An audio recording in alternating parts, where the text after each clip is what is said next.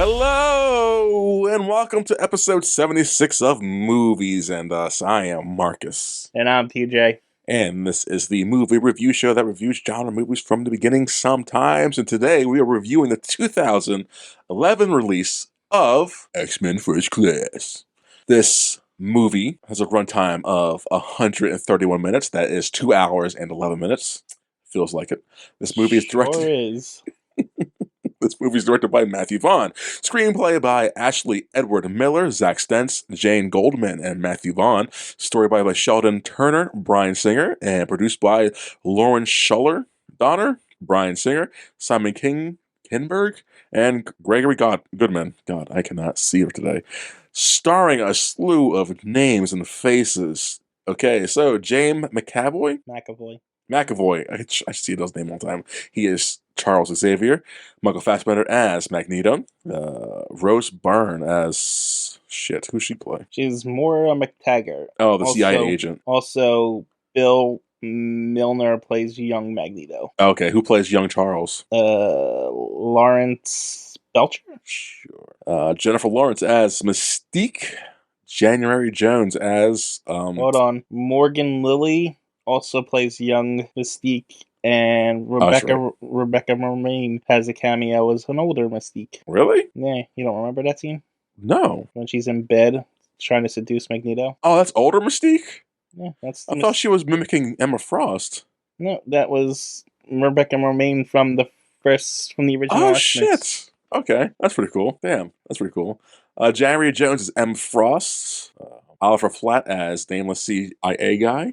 He may have a name, but it's not important. He does in it. Kevin Bacon as Shaw Smith. What's his name? Gus. So Sebastian Shaw. That's it, Sebastian Shaw. Take it over, TJ. Nicholas Hoult as Beast. James Fleming is. I want to say Fleming, but it's Fleming. Fleming as Azrael. Lucas Tills as Alex Summers. Eddie Gaffegi as Darwin, because his name, or Armando Moniz Darwin.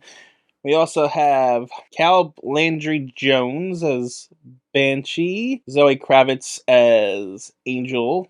Oh, that was Zoe Kravitz, wasn't it? Yes, it was. Wow, what a waste. Alex Gonzalez as Riptide, and we have Glenn Morshower as one of the colonels, Matt Craven as a real-life depiction of a fictional prediction of CIA director Alexander McCone. I guess he was a thing, because there's when I hover over it, actually history. Takes me to an actually CSI guy. So okay. Rade, ooh, that's a Russian word. What's this at? Sabechia as the Russian general. We have Annabelle Wallace as somebody, as Amy, a young... I don't know who that's supposed to be. Don Creech as William Stryker's dad, and then... Oh, that's his dad? Okay, it makes us how's Stryker still the same age? Okay, that makes sense. Yeah, and then there is... all these other guys have small roles in it. James Remar, Brendan Furr, Dmitry Gorestas, Ludger Pistor, Alexander Krupa, and Sasha Pietzer. I guess they're all the Russian soldiers and stuff like that. That's fair. And Beth Goddard as Xavier's mom, and then, of course, Hugh Jackman in a cameo role. Best cameo ever. I was going to say, is Stan Lee in this movie? No, he couldn't film because it was shot too far away. Oh, okay. I thought it was going to be a more exciting thing than that, but okay. No, he was just old and he couldn't get to where they were filming. Gotcha. But yeah, that was the cast. Okay. And you have anything to say? You want to say about the... Blah, blah, blah, blah, blah, blah. Do you have anything you want to say about behind-the-scenes stuff? I mean, it's standard affair for behind-the-scenes crap. Yeah. The only real interesting thing that I found is that this actually replaced X-Men Origins Magneto instead. I saw that, which it still was a heavy Magneto film. Yeah, they were going to do Magneto and Origins for that, but Wolverine failed so hard. They were like, we're not doing those movies anymore. And then the writer strikes happened, pushed it even to further development hell, and it just fell apart. And then someone was like, hey, let's do story about younger X-Men. They're like, yeah, that sounds good. And so they did that instead. Now, does this borrow from any comics? Or is this all just essentially original stuff? I mean, like, there's no storyline that this follows. This is like a storyline for this. Like, it's based off of the First Class comics, but the First Class comics, the 8 that I read at least, the very Yeah. least, it was just episodic things. Like, one of them was they teamed up with Thor to take down a giant Well, that's pretty cool. and stuff like that. There was one where they had to talk to a talking gorilla to find Professor Xavier. It was just a bunch of episodic, getting to know these character kind of thing miniseries. So it's like they took the characters, but not even really, because this isn't the First Class that is First Class. No? No, because it was the First Class was Cyclops, Oh, Jean. Jean. Storm? No, it was Cyclops, Jeans, Iceman, Angel, Cyclops, Jean, Ice, and Beast. Beast. Yeah, there were the 5. Okay. And then Professor Xavier was their teacher. I think, I don't know when to talk about this or where, which of these movies to talk about this in, but I'm going to say it now here. Because this is like so good, box office and critical wise, I guess. It spawned off. What came next? Days of Future Past and Apocalypse. Then Yeah. So Dark Phoenix. this was originally supposed to be a reboot, Yeah, but it was retconned into a prequel. yeah, and it was retconned in Days of Future Past. I guess, right? So I think it's the first time that's ever happened. Yeah. Which I don't mind. I just feel like this movie itself suffers from being a prequel / reboot, whatever you want to call it at the time. I guess at this time, a reboot. Yeah, it was definitely intended as a reboot. Because it tries to show you the origin of every. It falls in that pit trap of like, this is how they got this. This is how they got that. This is how this happens. It's like, I think if they wanted to, I think they didn't know it's going to be they didn't know it's going to be successful, I guess. I think they could have like spread out that stuff through the multiple movies. And I think that would have been better because I don't like how these movies, the origin movies in general, is just like, okay, this is how all of this happened. This is how the characters got the things you come to know and love from these characters. I think that would have happened regardless if this was a reboot, even if this was the first X-Men thing. But I think still do it because they have to explain these things. I don't think they have to explain all of it in one movie. They could have and I get they didn't know it was going to be as good, so they kind of like put it all here because if there's no sequel, there's no whatever. So I get it from the financial standpoint. I just think some things that happened in this movie didn't have to all happen at this movie. It would have been nice to see it spread out through 2 movies at least. I had the same problem, but with different topic. Okay. Like, I didn't have a problem with the origin stuff. I had the problem with the set and background, if that makes sense. The Cuban Missile Crisis stuff? Or just, yeah. Really? Yeah, I had a problem with that. How what you want to talk about that now or later? Nah, we can wait until we get into it. Okay. Yeah, I just didn't like, because this movie's so different from its sequels because the next 3 sequels are based off of, I assume they take the titles at least of 3 other big story arcs in the X-Men universe. So we get, I guess not Days of Future. Was Days of Future Past a big story arc, right? Yeah. Yeah. It's probably the most popular big story arc. That's what I thought. So it does that, then they do Apocalypse, and then they do Dark Phoenix. So to have this random movie and then 3 big tentpole story arcs, it's probably, that's definitely detrimental for later on movies, but it just feels weird that this is the next thing. movie from Days of Future Past? It's low. I'm looking at the posters. I don't know what order there is. Hold on, I know Logan comes in between this time, but I'm pretty sure. Well, this is the first. I thought there was another one in between, but I could be wrong. Let's see. The next X-Men movie is somehow the Wolverine, but that doesn't count. Oh God, yeah, Jesus, God damn it. Then I guess this is Days of Future Past. Weird, right? You think there would be a second segue into that? What's the one? Is that it must be Days of Future Past that all that happens in. Yeah, yeah. Weird, right? Mm-hmm. And these movies, they do cram a lot into these movies, or at least the ones that I've seen. Because it's Days of Future Past, then it's Apocalypse, then it's Logan, and then Dark Phoenix, then Dark Phoenix, or Wolverine, whenever that shows up. No, then it's Dark Phoenix, and then it's New Mutants. Yes. Yeah. And of course, Deadpools are sprinkled in. Oh, right. I forgot about the Deadpools. Deadpool 2 is in between Dark Phoenix and Logan.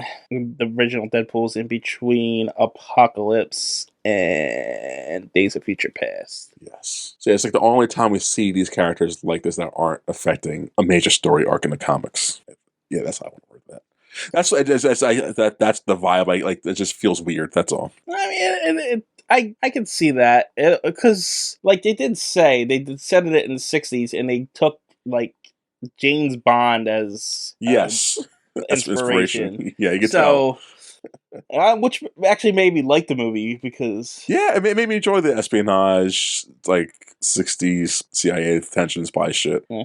And we're not the only ones. I mean, its critical response is pretty good, Yeah, oh, yeah. I and remember this came out. People were like, "Oh, this is so amazing." I was like, "Yeah, it is." it won a couple of awards too. So I mean, okay. I know we Yeah, I always saw do that. that. No, I saw them down there. But like, I don't want to go into the awards because last time we went into the awards, you went into this whole spiel about the awards and stuff. I remember. Although Hugh Jackman did win an award for best cameo, which I didn't even Stop know it. was an award. Stop it. Apparently, there's an award for best cameo. He says 3 damn words, DJ. That's what it says. It just tells No, you- I see it, but I guess like did they make that as category just for that? Probably. They I probably don't know. You would have to look up the Scream Awards and see Oh. if there's more than one winner. don't care enough. God damn it, I do care enough. I'm clicking on it. That's funny. I would argue that could be a best cameo just because it's short, simple, and to the point. But that's what a cameo is. Yeah, well, some cameos they'll try to make like a Stan character- Lee's cameo and everything. Yeah, it's like he's got to be in there. Well, this one's like it felt like it's part of. Yeah, best cameo. Oh, so this happens a few times actually. Hugh Jackman, First Class. Buzz Aldrin in Transformers: Dark of the Moon, Kristen Bell and Anna Paquin in Scream 4, Richard Dreyfuss in Piranha 3D. He's in Piranha 3D. Holy shit. Keith Richards in Pirates of the Caribbean on Stranger Tides. That's the number we know. There's 5 winners of that random category. Another little interesting thing is like Matthew Vaughn Yeah. hired like majority English actors. I like that. Like Thor. Yep. And it's got the same feel. Like the actors wanted to work with the director and the other actors and stuff like that. Yes. So, as Thor did. So weird how these two movies kind of coincide. Also, Matthew Vaughn was slated to direct X3, but he had to drop out for some reason. I remember talking about this. I forget what the reason was. And Bryan Singer had to take over. And I think Bryan Singer was set to direct this movie, but he was supposed to do Jack the Giant Slayer movie. Oh, okay. And so he's dropped down to producer role. When did he have? I'm not gonna talk about it because we talked about it before. I wonder when that happened. Happy recent. This came out 2011, right? Yes. So it had to happen years later. 2014. Okay. Oh wow, really multiple times. Huh. Okay. Anything else? I don't think so. Okay. There's, like I said, it's a bunch of standard fare stuff. Let's talk about box office, ladies and gentlemen, of 2011. What'd you say back then? 2011. So we did the top 15 in a weird order the last 2 weeks. So we're going to do even more weird. We're going to do 20 through 15. So strap in. Today, 20 in 2011. It was at 20 in 2011. Yeah. Alvin and the Chipmunks, the Chipwreck. Get it? Chip with a CH. Chip.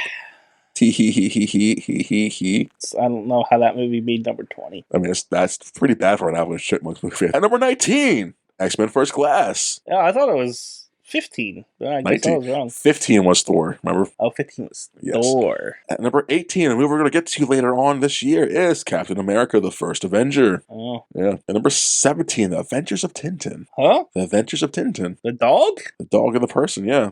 Steven Spielberg made this animated movie back in 2017, or 2011. It's okay. Wait, maybe I'm thinking The Adventures of Rin Tin Tin.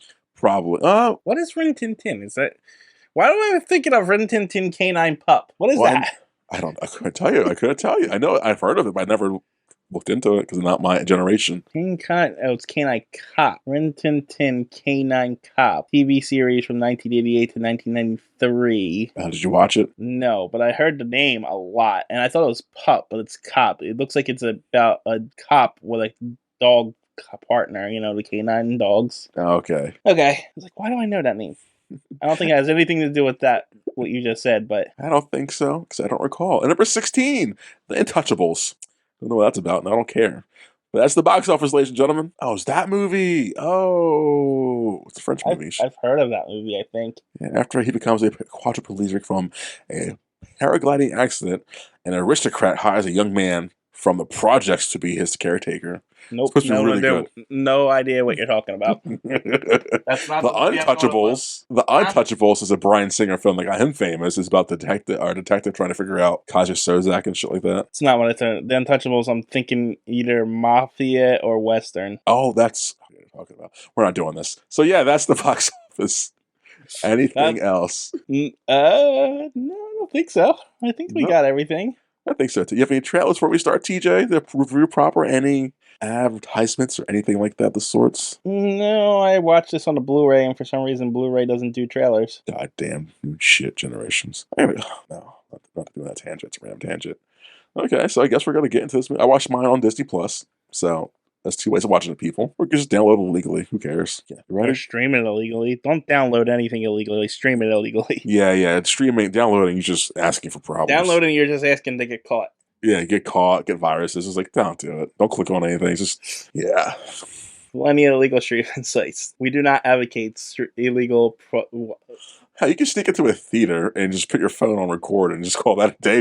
Wow, man, it's just so easy to do shit like that nowadays. Hey guys, don't do that. We're legally required to say that. Are we? For for any upcoming trial cases, sure. Yeah, before Disney gives us like a cease and desist, like, hey, just don't do this. You guys are done. Okay. So we start with the classic Marvel flip, and we get into Poland, 1944. So before we even go into this, is this the scene from the first movie? Yes. They just ripped the whole scene from the first movie. Yes. Now, I don't know if they reshot it, shot for shot, because I didn't look into it that much. But no, because the child actor is different. Oh yeah, from this scene to the next scene. Now I wonder if they. Oh, is he different from this scene to the next scene? Yeah, because it's a completely different actor. Okay, he looks the same to me, so I couldn't tell. So that's funny. Unless they took shots from the original one and then put inserts of the kid and the mother in this, because I know they had Kevin Bacon, like they matched this. Anyways, so yeah, the shot from the first X-Men movie where the kid gets separated from his parents in the Auschwitz, who turns out to be Magneto, makes a big dramatic scene and destroys the gate because he's got mutant powers, gets knocked out by a guard. And then this makes it feel more like a prequel then, because this is exactly what we've seen in the first movie. A prequel, yes, but originally it was a reboot. Yeah, so that's weird. Oh, I guess, yeah. So I guess maybe it was meant to be a prequel. No, because it has to be a prequel then, yeah. I mean, but it says it was originally intended to be a reboot, but it was retconned into a prequel. Maybe the original script was a reboot, but then they made it into a prequel. because it was retconned into a prequel in Days of Future Past. So this was always intended to be a reboot. That's stupid. Nah, I guess it makes sense, I guess. Keep some elements. Because the same director, he directed the first X-Men movie, so of course he's going to keep the same elements he had. Anyway, you can continue. Yeah, you're good. And then we cut over to Westchester, New York, 1944. Westchester, right? Yeah, Westchester. It's either Westchester or Worcester. It's Westchester. We'll call it Westchester. Westchester, New York, 1944, same time period. We end up at the X-Men, not the X-Mansion, not yet. It's Charles Mansion, Xavier Mansion. And we see Charles Xavier wake up in the middle of the night. He hears some noise in the kitchen. He goes to the kitchen. He sees his mom in the kitchen getting some food. Like, Mom, what are you doing? It's late. She's like, don't worry, baby. I'll make you some hot chocolate. It's cool. Don't worry, baby. He's like, wait a second. Telepathically talk to you mentally. Who are you? You're not my mom. She's never in the kitchen. Blah, blah, blah. And yeah, my mom's kind of a bitch. You're too nice. I mean, whoa. That's harsh, TJ. That's what he implied. She's just a white privileged lady. He literally said, my mother never stepped in this kitchen. In fact, if she does anything, she usually refers it to the maid. Doesn't make her a bitch, though. It's kind of harsh. She's just a wealthy person. You know, in the comics, Charles was abused as a child, right? Well, this is the comics, TJ. No, this is a movie, Mark. It's not a comic. Exactly. And so, yeah, Charles says, yeah, my mom's a bitch, and I guess that triggers... Whoa, what are you being so harsh for?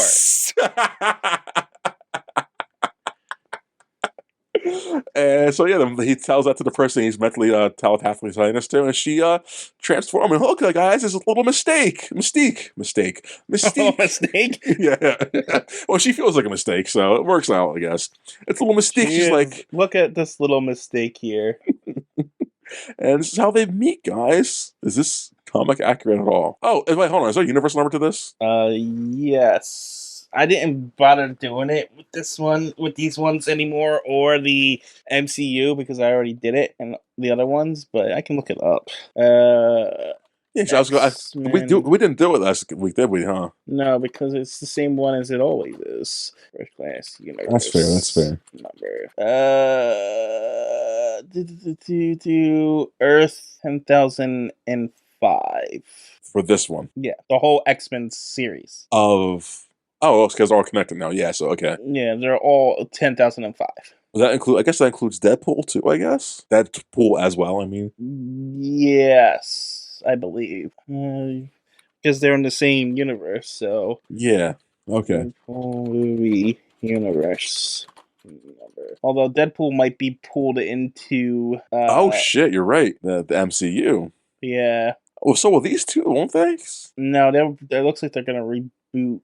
But okay, but the new Deadpool movie's gonna have, well, I guess new at the time, they're gonna have Wolverine in it. Actually, now that I typed in Deadpool and I got Deadpool into it, Yeah. it's telling me the universe number is TRN 414, temporary reality number 414. Okay. That's with the Deadpool movies. The other number is just the X-Men movies. Okay. So Temporary. So this is trying to find a place for that movie. Okay. yeah, so they screwed up their own continuity essentially. Which has always been a complaint about the whole Marvel stuff and not Marvel stuff, X-Men universe shit, because the other movies just wacky out of timeline. Okay. Was there anything else I wanted to ask before we were doing this? How we get to this point? No, we're good. Okay. And I'm looking. It looks like that's weird. It's telling me Earth 616 is the MCU, but it's not. The M616 is the main continuity of the comic books, so it can't be 616 the MCU. I'm just doing up because I didn't do Thor last week. The MCU is Earth 199,999. Say it again. It's Earth 199,999. That's the MCU. Jesus. Yes. But it's Earth 616 essentially, which is the main continuity of the comic books. So it's in the scope of all of Marvel, alternate realities. It's 199,999, but within the scope within itself, it's 616. Why is this gonna be so confusing, TJ? Because this is a stupid arbitrary number that we just decided to start to mention. Yeah, you decided. Don't put me into this. Hey, you got your thing, I got mine. Yeah, we all have our things, exactly. So was there anything else? No. Okay, was it okay? So I thought I asked something else, but I don't recall. So okay. No, you would stop the whole review just to have that. So I was thinking the other day, like, you guys have mentioned that in a minute. I feel, but then also, like, I didn't happen to have many Marvel stuff to talk about. So yeah, no, it's all been DC for a while. Yeah. So okay. Anyways, back to the review. Mystique sees Charles. Charles sees Mystique, and she's like, "Oh, I'm sorry, I'm a thief and ugly and blue and self-conscious about my body." He's like, "Listen, baby, it's cool. You don't have to hide yourself. You can have whatever you want here. You can be my friend. I'm Charles." She's like, "Oh, I'm Raven," and they become best friends. It's not the way you just made it sound, especially since Mystique's not wearing any clothes as a 9-year-old. I was creeped out. I didn't want to mention anything. I was like, this. I didn't either, but you made it sound weird by saying baby. Oh yeah, they're kids. Yeah, they're like children. Like they're children. You're like, I was like, what are you doing there, Marcus? Okay, I'll bring this up now. I guess bring it up later when she's an adult. Almost said person when she's an adult. We'll bring it up then.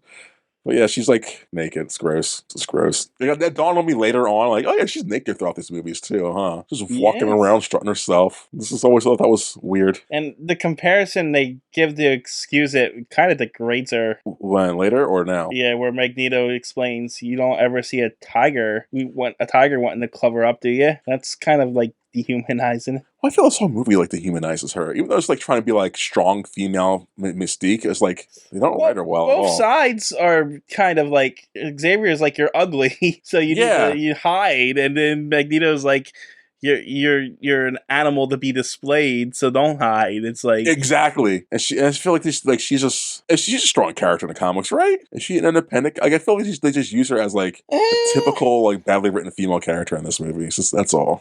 She is mostly a villain, but her history is a little complicated because like in this we're gonna get to Azrael later. Yes, which is like this red demon devil looking guy. He's like the red version of Yeah. the blue guy. Shit, Nightcrawler.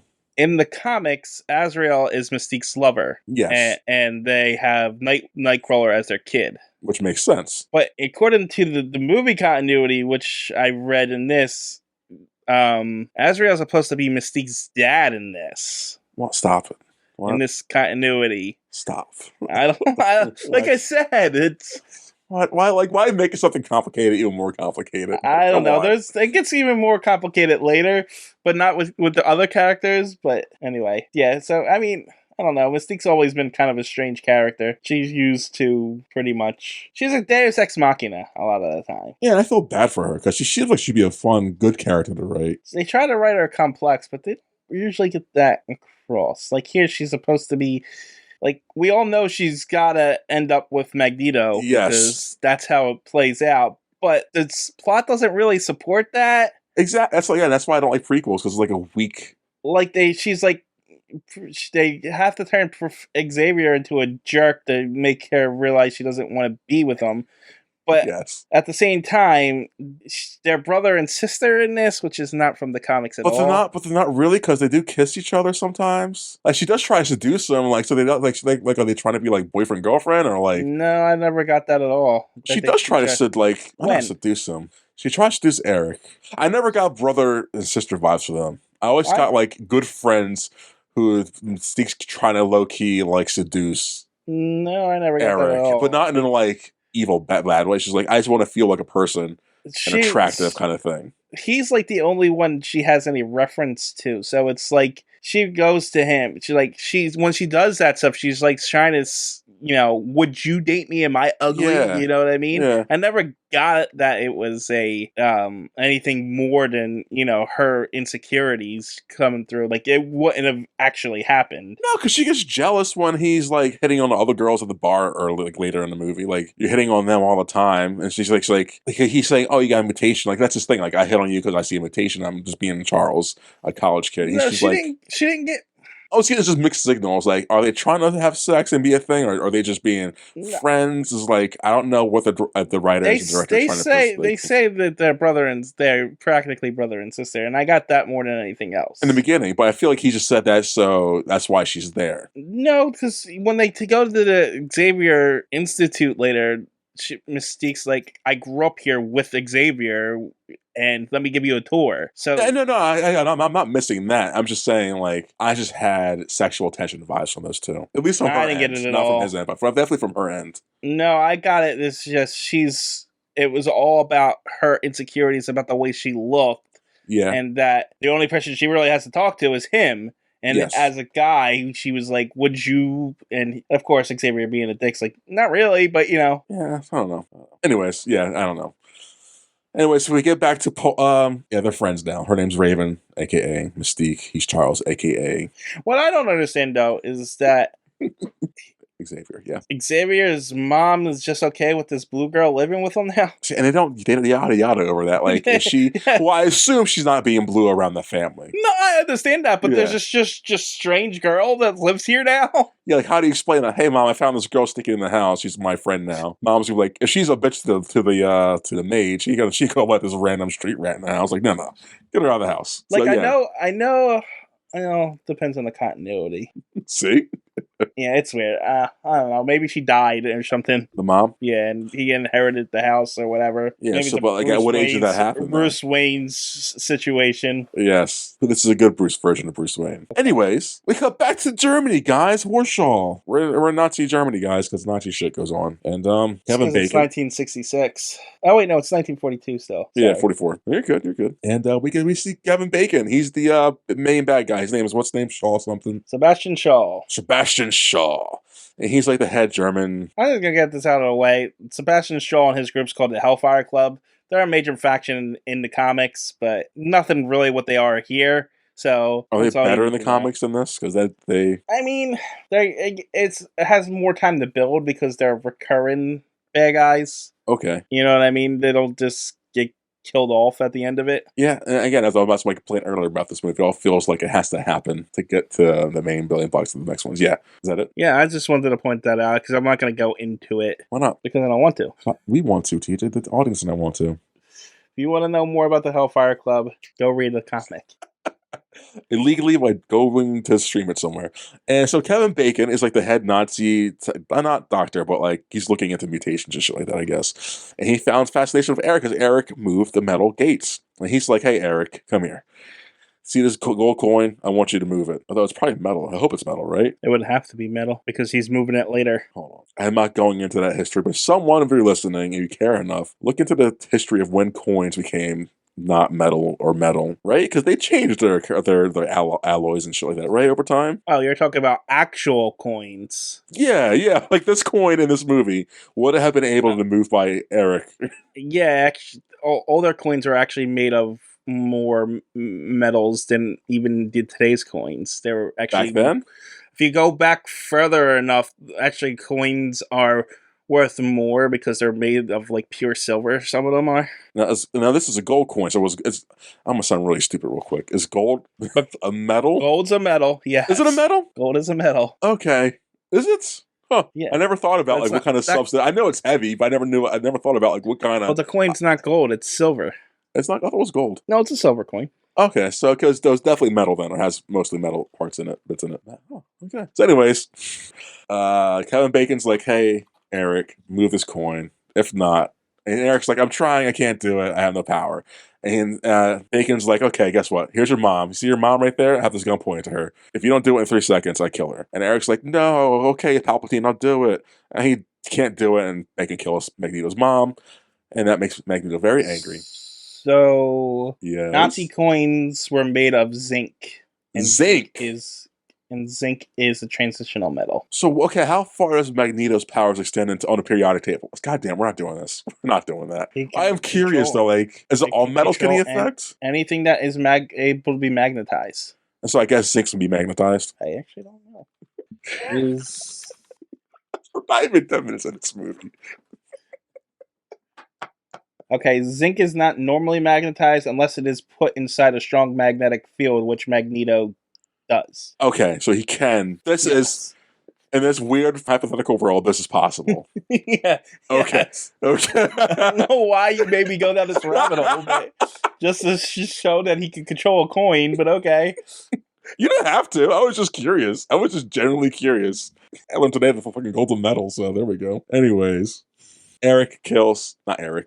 Shaw kills Magneto's mom. Magneto does a Darth Vader no and starts killing everybody in the room besides Shaw for some reason. You think he would have just killed Shaw, but Shaw doesn't have a metal helmet on his head. He's got a gun in his hand, right? So Magneto focuses his anger on the random room next to him full of magnetic stuff. I took it as he is out of control and is just crushing anything metal and moving anything metal around him. No, that's because I was thinking like the guy you're angry at now who just killed your mother. You have all this metal stuff to do harm to him. Well, all the metal stuff that he's moving is in the other room. But there's like this metal cabinet behind Shaw. Which is crushed because he can't control it. I know he can't control it, but like something like I'm just surprised he didn't do like or even like try to throw a punch at Shaw. Something. He's like, no, Darth Vader, no. It's like, well, if he did that, then the movie wouldn't movie. I know, and that's the thing. Like, we got to have this guy be unhurt, but it just felt like weird. That's all. And so Palpatine's like, okay, cool. Anger drives your power. We're gonna manipulate that to our benefit, and walks out the room. And that's the next scene. And so we flash forward to 1962, and it is. By the way, guys, we're all over the map in this movie. All over the map, all the timeline, kind of. So 1962, we get to. I think it's a 62. It stays kind of solid. Yeah, but it's like I'm year-wise, but not map-wise. Oh, yeah. I mean, timeline-wise, it stops flicking forward. Yeah, maybe like a year, which might change, but not much. But yeah, so we get Fassbender in Geneva, Switzerland. He's a full-grown adult now, and he's hunting Nazis. He's got a board of all the Nazis he's hunting. He's like, I need to get Shaw, and he's floating that coin. Yep. Yeah, he's holding up to that coin to the last scene, guys. And we go over to Oxford, England. Charles is picking up women at the bar, as I mentioned earlier. He's hitting a woman like, oh, you got a mutation in your eyes. I study mutations. You're pretty, blah, blah, blah. And we see Mystique in the background, who's now looking like Jennifer Lawrence. And she's getting angry and jealous at Charles. That's what I'm saying. I didn't take it as angry and jealous. He's flirting in this bar, and he's a little drunk, and she's waiting for him. I got it took it as more as impatient. But she, but like, I felt Like I he's there with her. He no, drugged yeah, her he is. there. But like, I felt like, are they dating right here? And like, if she's getting like, why she get jealous at that? I don't. I just felt like I didn't get jealousy. That's my whole point. I got she's just annoyed that she's stuck here while he's flirting with this girl. Why does she need to be here? exactly. So like, that's why I think that the writers and directors came in and flawed it. Like, they in the middle of the bar scene, like, how did they get to the bar? Why did they get there? Did he bring her there just as a wingman? Like, why did they He's there? celebrating his doctorate, him getting his doctorate. Okay, then it's like she should know he's gonna be doing that kind of stuff, right? But maybe they were just on their way home and let's stop in for a drink and to celebrate the doctorate. But then he goes and flirting with this girl, and they're like, "Come on, I don't want to stay here and watch you flirt with this girl." And it came off really like a jealous girlfriend kind of vibe. I Because then didn't get after it. this, we get what? I didn't get that. That's all I got was because after this, we give to their apartment, excuse me, and she's brushing her teeth as Mystique in her blue skin, and she's like mute and proud or whatever she's saying, and she's like, that's where she goes up to Charles naked. Naked? In a No, robe. she's in a robe still. And she's like, hey, would you date me? He's like, what do you think I'm beautiful? I don't know what she's saying in this scene, She but she's says, "Do you think I'm, I don't know if it what the exact word, but I'm beautiful." And he says, "Yeah, you are beautiful. Any guy will be lucky to have you." yeah, And she asks him what's you, and then he was like, exactly. But I didn't take it as her wanting him to do it. Literally just took it that she thinks she's ugly, and she's looking for like affirmation that she's not. Now it just seems like she's like a jealous girlfriend. Because she even she is jealous girlfriend, or like I'm not even saying it's a sex thing. It's like she just feels like a wanted person. We can agree on that. I just feel like there's like girlfriend vibes. Because then she gets like cuddles up to him like, "Hey, read me to whatever you're doing. Like we're dating." It's like, "Oh, it's my science See, stuff." but She's like, "Yeah, I that's what I want didn't to fall get to your that. arms." I didn't get that at all from that whole scene. I got it as she's looking for comfort for the way she's looking and discomforted, and Charles is her, her rock in that, and she's her affirmation, and it's more of a sibling or friend kind of situation. And see, I got everything you got up until the sibling friend thing. I just got a needy, not needy. Like I'm not trying to sound like that. I'm just like she just wanted to feel like loved and like as a person, Like I like get as an what you're. equal girlfriend to him. Like I get why you would say that, but I just didn't feel it because of the insecurities and the way that her plot develops and the way her character development is. throughout this singular movie. Throughout the singular movie, Yeah. yes. See, I got again. We just see the guy's different aspects. I just saw it as, well, he's the guy I like, but I can't have or doesn't want me. But Fassbender's gave me the attention, so she's going to more gravitate towards him. See, Then I didn't get that at all because the moment fascinating. that like Beast comes into the play, Oh, that too. Yeah. she's all over him without a Yes. hesitation. That's why I never got the her and Xavier thing because they never really show interest in that way. Not them, but she does. So that's why I feel like she But was like just a again, badly written character on her part. that's why I didn't get that at all, even before the whole Beast thing happened, because I just took it she's feeling insecure and she wanted, to not feel ugly at that moment, and all she has for someone to say that she isn't is Xavier. Yeah, but most people who are at this age who feel insecure, who want to feel pretty and like as not my I don't people your body's not your worth. Can I say that enough? But like who want to feel some worth, I guess, will try to capitalize on the sexual side of it. And so I'm thinking, okay, he's a bar But- kid. They're both but- college kids. Like he's like, I'm not saying they're lovers. I'm just saying that she was just like putting on like, notice see, me, you're senpai. also- Like but okay, notice me, senpai. Like, hey, I'm here. Am I beautiful? Tell me that. He's too focused I on didn't his get work it. and studies. I did not get that at all. Yeah, and what you're saying, I totally understand. Like, I'm not even like, I get where you're coming from. I was just the vibes I was getting is they've written her badly to the point where she's throwing herself at him, Beast, and Magneto. But The only female character we focus on, I feel like she's throwing herself at people. Like, notice me, treat me like something. That's why I didn't get that. Like, I didn't get that feeling for her throwing herself at Xavier. Yeah, And I didn't get that she was like throwing herself at Beast or Magneto. She's kind of like she is trying to fit in. yes, Like she's trying to feel normal, and then with Beast she feels there's a kindred spirit there because he's abnormal in certain ways looking too. yeah. But then she goes in to kiss him, And later she goes to try to sort of early. She tries to seduce. I guess what I'm saying. Like it's not even her fault as herself. It's just like the people who've written her. Like I said, I don't think she was trying to seduce Xavier at all. I got jealous girlfriend vibes early in the movie. Later on, it tampers out for sure because when she meets Fassbender, she's like, he's giving her the things she wants to hear, and then she tries to put those on into Beast, and so she's like, I don't know. It's just I just got girlfriend vibes. I didn't get it. I didn't get it at all. That's interesting. That's very interesting. Okay. So shit. She's lonely. That happens. Charles is blind too because still in his work. Especially since Xavier's love interest comes in rather soon. Who's his love interest? Is it the girl? Is the CIA agent? Yes. What? That's a love interest to him, I guess? Well, he mind wipes. He's Superman's related in the movie. Like, I don't know if it's a love interest or not. In the comics, they are... What?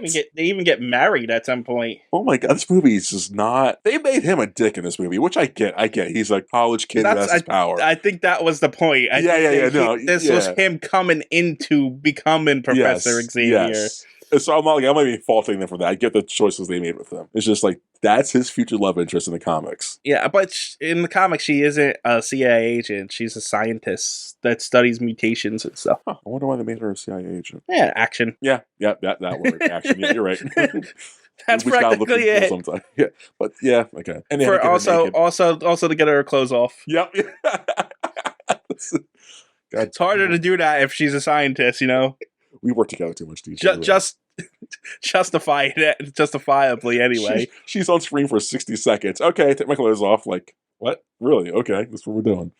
And so, so after Mystique's lonely, he calls up to Carl Charles. Which I don't see how you did not see that as a girlfriend boyfriend thing. But anyways, I'm kidding. She's sitting with you again. You misrepresented it.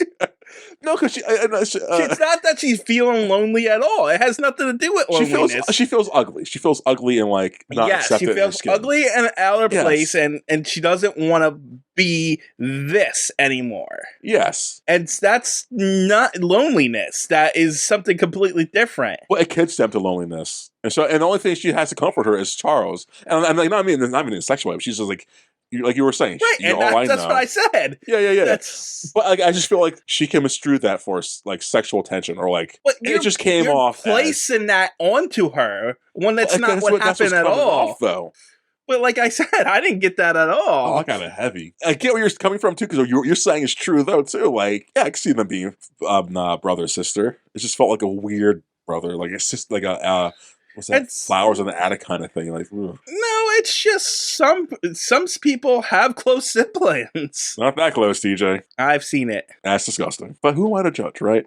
So, anyways, Michael Fassbender is at I don't even know why he said that's disgusting. They just they get along really well. I get along with my I'm not going to call almost to the point where they're best friends. Yeah, I get really long life sibling, but I'm not going to get siblings. But I'm not going to like cuddle up to them next to them and like read me what you're talking about, or it's just I'm not going to get jealous of them at a fucking bar. Like again, I didn't get jealousy. I got impatient. Yeah. And I got jealous. We just read a scene different. That's all. I think we read a whole character differently. Honestly, that's again. I did not like how they portrayed Mystique. Then again, I don't know her character well enough in the comics to be like they did it wrong. Actually, I'm not gonna be that guy and say like I watched to read the comics, but I feel like she was just used. I see what they wanted with her, but I feel like they just didn't use her to the. I just think her actions counteracts, and throughout this whole movie counteracts what you were saying. I guess like whenever it comes up again, we can talk about it, but. We're 10 minutes into this. So anyways, Fassbender's at a bank in Germany, I think. And he brings out Noxie Gold to the bank teller, like head bank guy. He's like, hey guy, see this? It's stuff that used to be up to my people. You know where Shaw is. Tell me where Shaw's at. I'm going to torture you. He tortures the guy, and he finds out where Klaus Shaw Smith, Kevin Bacon's at. He finds out where Kevin Bacon's at. Then we go back over to Nevada. That's where we meet Mac Ragati. Huh? It's Charles's love interest. What's her name? Oh, you didn't even get close. What's her last name? McTaggart. Oh my god, say that again? McTaggart. Oh, there's a T in there? Yeah, you weren't even close. I wrote down Macra. So McTag. Okay. McTaggart. That makes way more sense. Her. What's her first name? Moira. Moira? Moira. Moira. It's Irish. Anyways, we're in Nevada. Her CIA mate. Her what's that called? Her partner? partner, TJ. That's thank you. They're looking out. They're trailing us, Colonel and people, and they go to it. The guy who's they're trailing goes in the strip club. They go in the strip club. She gets naked and follow. She gets in her underclothes and sneaks of other strippers. Like, hey, I'm supposed to be a She part is here. wearing the appropriate attire. Yeah, and I was thinking like, why is she wearing this? Not like the like. I feel it's like they wouldn't be wearing. The CIA agent wouldn't be wearing that. But maybe the '60s who knows, right? That's But, true. like, Yeah, I have to take into consideration the time period. yeah, and I think that they would have sold that. Like, feel pretty about yourself, ladies. Like They okay. tried to do the '60s stuff at certain points, but Yeah. it's very few in between. Like Kevin Bacon is a bit of a misogynist at one point, but it only Yes. comes up like once. Yeah, it's not very '60s, is it? This No. movie. It tries. Like I said, it tries. So, anyways, she's following Morian. Mora. Yeah, she's following the general into the colonel into the strip place, casino, strip club place, and she's trying to find information. She follows him to a room, but he's with Emma Frost right now, and the room they close the curtains.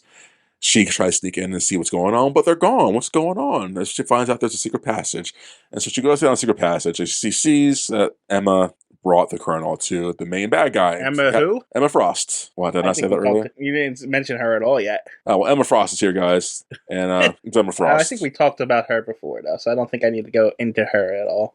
Okay, have we talked about her before? Yeah, I think you're right. about her marrying Cyclops and stuff. Yeah, we did talk about this. So yeah, she's got a history. X-Men, they're all united. They're all connected. And so This what? is where we get introduced to our cast of villains, essentially. Yeah, we see Azazel. Azazel, which we already talked about. And we see the Storm ripoff. What's his name? Riptide. Riptide. Dumb character. And these guys have no lines. That's my other pet peeve of mine. I mentioned it in the which Superman movie was that? Where they had all those characters, like not one of them had lines. Oh, Public Enemies. Yes, they do the same thing in this. Like, okay, here's some characters who are obviously characters in the comics, and they have like not a single lines. Like, and there's just like in the background doing things and magic and Azazel talks. things.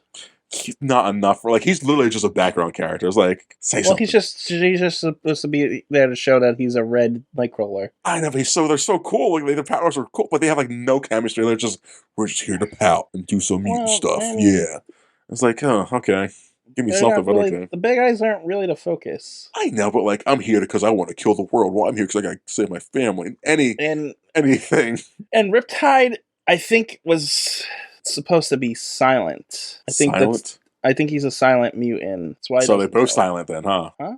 They're both silent mutants, right? Because the way the movie portrayed them, they just said. I mean, I think he's literally a mute. Yeah, I know. I get he's a mutant, but like it's just the way the movie portrayed it as like they're both mutes at this point because they just don't say anything. No, the other guy's a devil who teleports.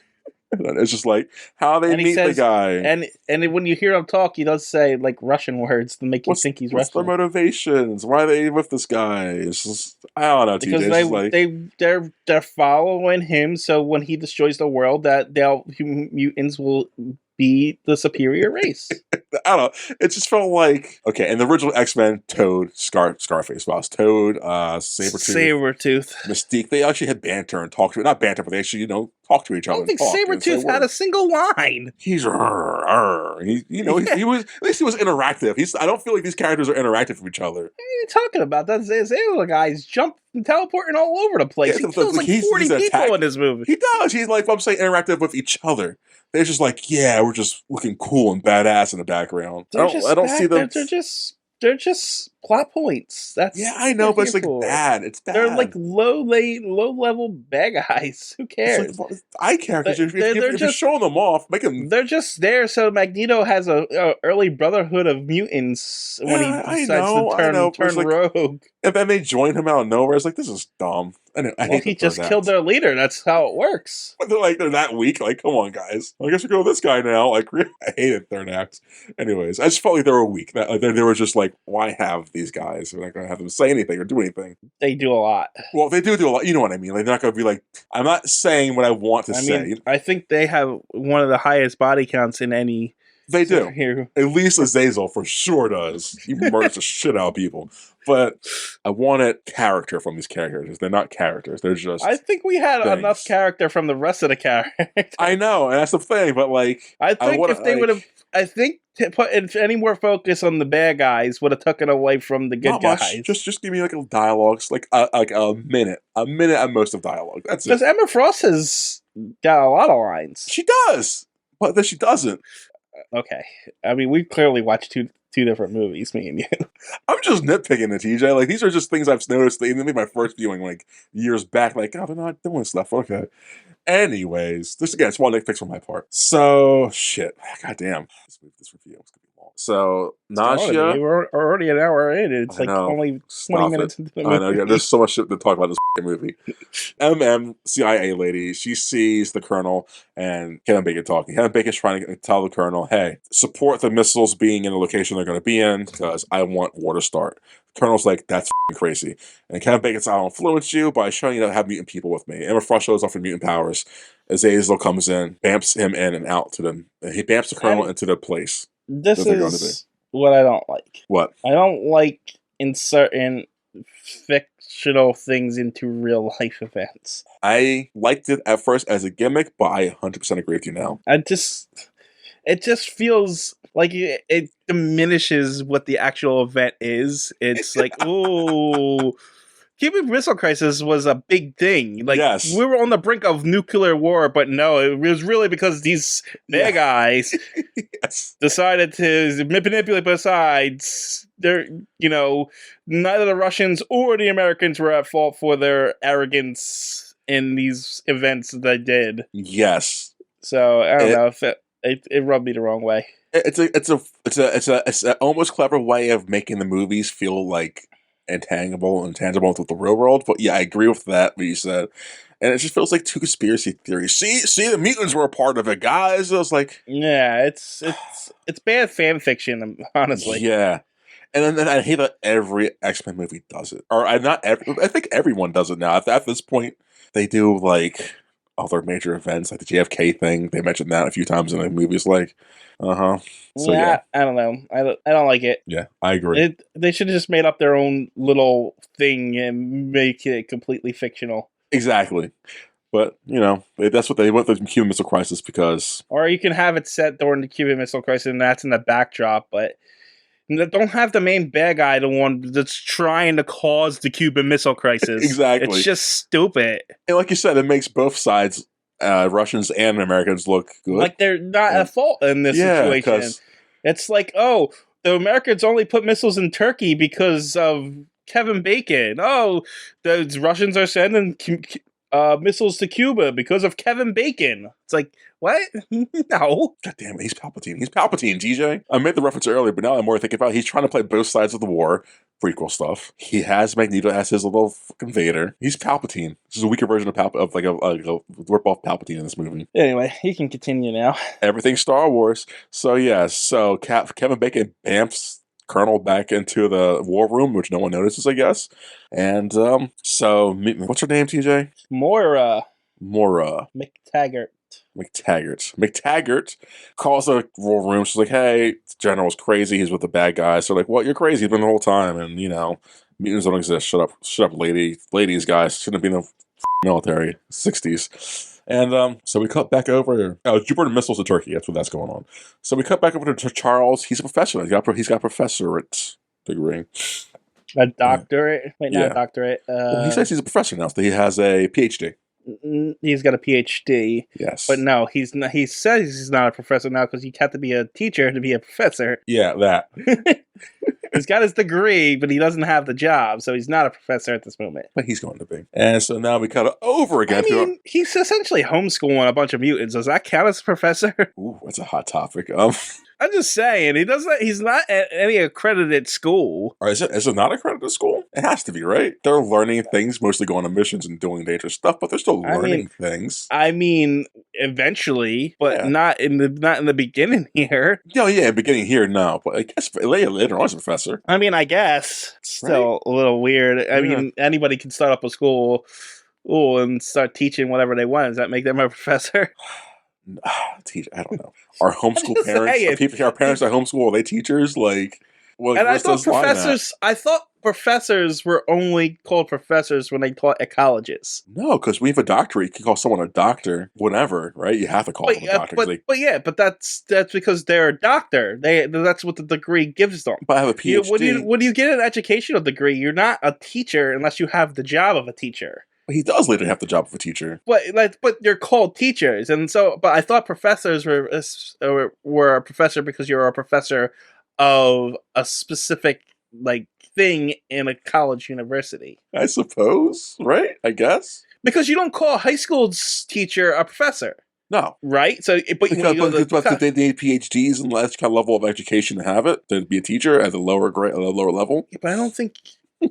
See what I'm saying? Like a teacher might need only X amount of years compared to a professor who needs X plus years. Continue reviewing this. Anyways, we're in Argentina. Magneto tracked down some Nazis there. He kills them at a bar and questions. He doesn't question it. He kills them and questions no one in this scene, TJ. So, like, does this get him closer to Shaw?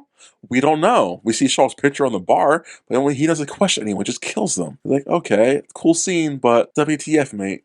WTF. Then the CIA wants to meet Charles at a bar. Okay, the CIA lady, the CIA lady meets Charles at a bar. He's drinking. She's like, hey, I heard you do mutant studies. We want with the CIA. The CIA needs your help. He reads her mind. He's like, oh, okay, lady. You're looking for someone. I'll help you. And all right. So the title of professor applies to most postdoctoral academics. So, a larger percentage are thus designated in these areas. Professors are scholars with doctorate degrees, typically PhD degrees or equivalent qualifications, who teach in four-year college and universities. So teach in 4. So okay. So you're Yes. right. Yes. That's what it says anyway. We good? Yeah, we're good. Good. Okay. You're good. You're good. So yeah, Magneto at a bar kills Nazis, doesn't question them. Charles at his bar gets questioned by the CIA. He joins her, like, yeah, I'll help you find Shaw. And so we get onto a boat meeting. Bacon meets up with the Colonel again. Colonel's like, I did the thing you wanted. Did you say that the FBI or CIA doesn't believe them and stuff? Yeah, you were reading the thing. Okay. Sorry, I wasn't paying attention. No, you're fine. You're fine. So Bacon and Colonel on the boat. The Colonel's like, hey, I don't like you. Here's a grenade to the face because I don't believe what you guys do. And Bacon's like, you're not going to pull that grenade trigger. Takes the grenade. He's like, I'll pull it instead. And that's why we see Bacon's power. He can absorb energy, guys. He's Zorbo man. No, he's Sebastian. He's what? No, he's Sebastian Shaw. No, that's his character. That's his character's true power. Does that? Yep. Okay. He doesn't have a name from what I saw. He just absorbs energy. Nice. So now we get to the CIA meeting at the CIA offices. And this is where they don't believe in Charles, that he's a mutant, that they can hunt down mutants. And so he reveals some information that they know, that he shouldn't know because he's reading their minds. They call him a liar. They want to get security. Then Mystique shows off her powers. Like, oh shit, these people are f***ing crazy monsters. And we see Stryker's dad. It's like, no, paranoia. These are bad things in the future. And we also see the other guy, the nameless CIA agent, is like, this is cool. I want them to join possibly the thing we're going to do later, guys, because this is cool. So yeah, and then they walk down the hallway. We see our first time that Charles freezes people. He's talking to Eminem. He's like, hey, meet me in the parking garage. We're going to go do things. We're going to do a check down Shaw. And so they go to the parking garage. They go track down Shaw. That night, we see Magneto sneak onto Shaw's boat, James Bond style. He confronts him. Emma Frost gets into Magneto's mind. Magneto's trying to... What? I don't know if I like weak Magneto. Really? Yeah, I don't know. There's just something about seeing him get his ass kicked that is... I don't know. It just bothered me a little bit. I loved it. I loved it a lot because it shows like he's not focused on his powers right now that much. He's still focused on being just a brute and using his strength. Yeah, that's probably just me being a purist. Not purist, because obviously he has to develop his powers somewhere along the line. I don't know. Just used to Magneto just being able to flick his finger and do anything. It's just he's so OP. He's very powerful. Yeah, I know. I kind of like him because of that. Yeah. He's very the A tier mutants, or how they classify themselves, they are gods, TJ. Gods. And that's why I see like people are afraid of them, but I would worship their feet, like, oh, you're my leaders. Anyways, so Magneto tries to kick Shaw's ass, gets his ass kicked instead, and gets thrown into the water, right? Emma Frost. At the same time, Charles and the CIA are going down on the Shaw's boat, and they're going to capture them. There's like a little flight, kind of telepathic flight between Charles and Emma Frost. Does she have all these powers in the comics? Essentially, yeah. Okay. Well, Magneto's in the water. This is like also the first time that that they're discovering there are other mutants out there too. So yeah, because Magneto's like throwing metal chains around the boat trying to destroy it. Xavier shows up and he says, "I'm not going to be much help here because there's another telepath." There's more. Yeah. So yeah, as if the world's coming close together. It's pretty cool, guys. It's really cool. So as the mutants are fighting, the CIA is like, "What the shit?" and trying to get on the boat. And the Shaw and his gang escape by underneath because they have like a submarine attached to the boat. And so Magneto's like, "I'm going to take control of that." And he's just going along for a ride. So he's powerful. He can almost stop the boat, but not really. And so Charles has to jump off of their boat, and he goes to Magneto. He's like, "Hey, Eric, stop. You're going to drown yourself. There's another way of doing this. Come join our team. We got this."